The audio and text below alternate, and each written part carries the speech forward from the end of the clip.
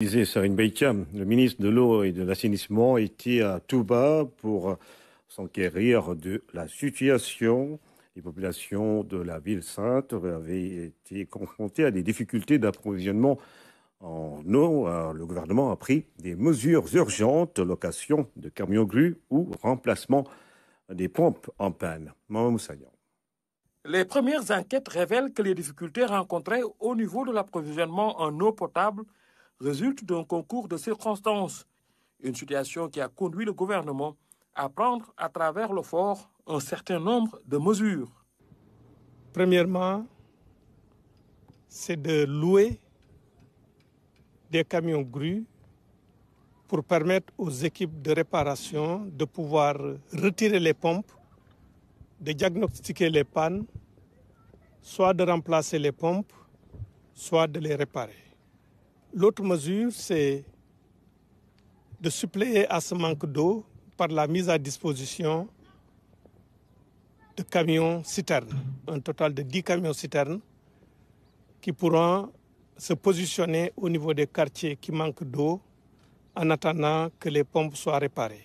Avec le dispositif de camions grues et les 3 équipes de réparation en renfort, les 5 forages, sauf incident de dernière minute, devraient être réparés au plus tard le mercredi. Maintenant, va rester 9 forages pour lesquels on a constaté une baisse de débit.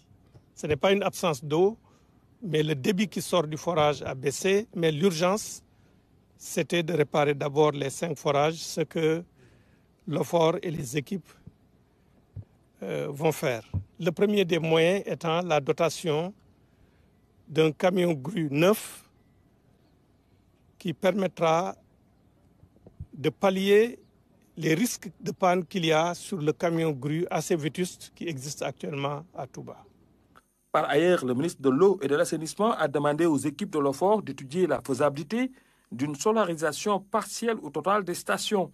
Dans un schéma hybride, énergie électrique venant de panneaux solaires, mais énergie électrique venant aussi de la Sénélec.